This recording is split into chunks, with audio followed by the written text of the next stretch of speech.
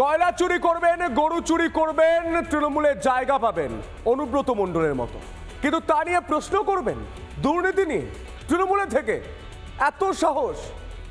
সেই প্রশ্ন করায় এবার দলের রোষের মুখে পড়লেন এক তৃণমূল নেতা। একবার নয়, পরপর দুবার। প্রথমে পুরো বৈঠক থেকে কার্যত গলা ধাক্কা, আর পরের বার শোকজ। দেখো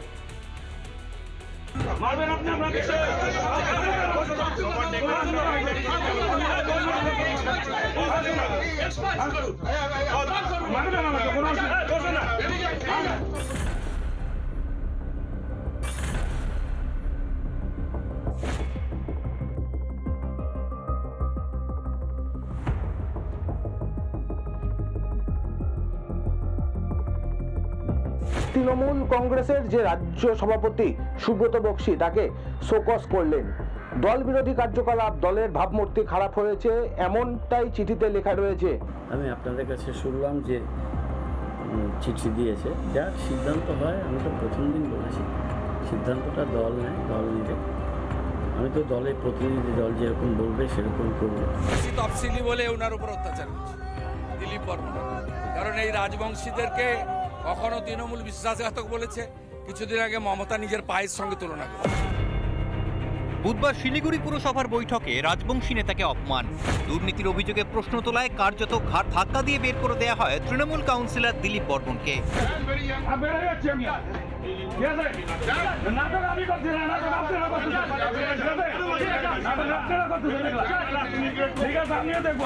একাধিক জায়গাতে রাজবংশী সমাজ দিলীপ বর্মনের হয়ে পথে নামেন, কারণ রাজবংশী ভাবাবে আঘাতপ্রাপ্ত হয়েছিল।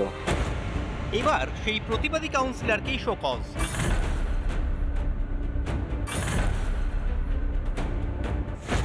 যদি ভালো কাজ করতে গিয়ে যদি শোকজ খেতে হয় তাতে আমার কোনো দুঃখ নেই, কিন্তু আমার ক্ষেত্রে যেটা ঘটেছে সেটা রাজবংশী সম্প্রদায়ের মানুষকে অবগত করা হয়েছে যে, এবং তাদেরকে অপমান করা হয়েছে।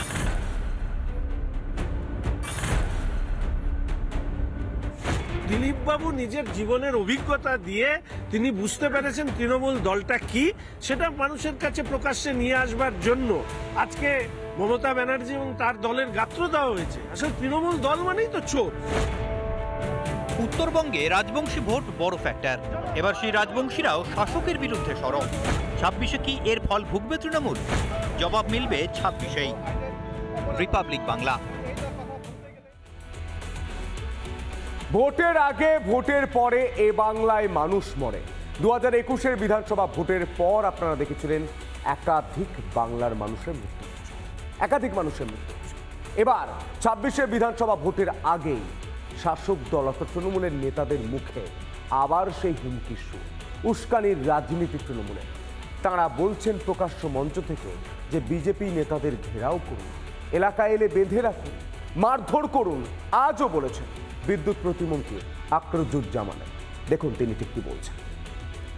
আমি দায়িত্বহীন ভাষায় বলছি যে রাজ্য নেতৃত্ব শুভেন্দু অধিকারী সহ শ্রমিক ভট্টাচার্য যারাই আমার মুর্শিদাবাদের পার্টিতে পা দিবে, তাদেরকে এই সমস্ত মানুষদের, এলাকার মানুষকে একত্র করে তাদের ঘেরাও করব। আপনারা যার যা বলার আছে বলে নিন, আর 6টা মাস বলবেন, তারপর যা যা করার আছে সেটা আমরা।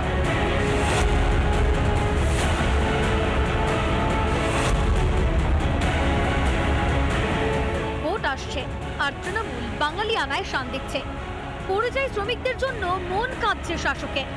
বাংলার অস্মিতাকে অস্ত্র করে বাঙালির মন ছোঁয়ার আপ্রাণ চেষ্টা করে যাচ্ছেন মাননীয়া।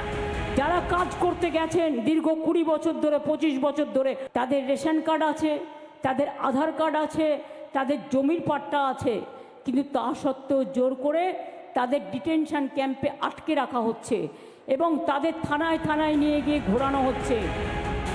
কিন্তু মমতার মিথ্যাচার ধোপে টিকছে না। একের পর এক ফাঁস হচ্ছে শাসকের সব মিথ্যের বেশাতে।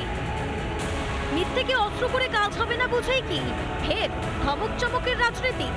ক্যানিং পশ্চিম ও বাসন্তীর বিধায়কের পর এবার স্বয়ং মন্ত্রী বেলাগাম।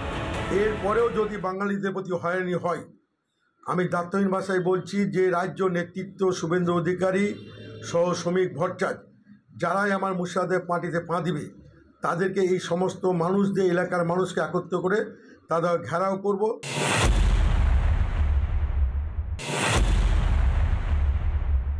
খালি বিজেপির নেতাদের ঘেরাও করো, তাদের বাড়ি ঘেরাও করো, হিন্দুকে ঘেরাও করো, শ্রমিক ভট্টাচার্যকে ঘেরাও করো, এর সব হিসাব হবে। তখন দিদিও থাকবে না, ভাইপোও থাকবে না। অপরাধীরা যারা আজকে অপরাধ করছে তারা যেখানেই লুকিয়ে থাকুক তাদের সেখান থেকে বার করে এনে শাস্তি দেবে আইন মেনে ভারতীয় জনতা পার্টি, এটা যেন মনে রাখে।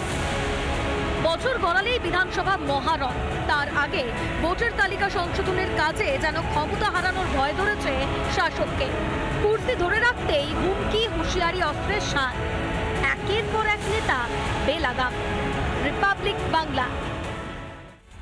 নানা ধরনের কন্টেন্ট দেখার জন্য লাইক করুন, শেয়ার করুন আমাদের ফেসবুক পেজ, সাবস্ক্রাইব করুন আমাদের ইউটিউব চ্যানেল।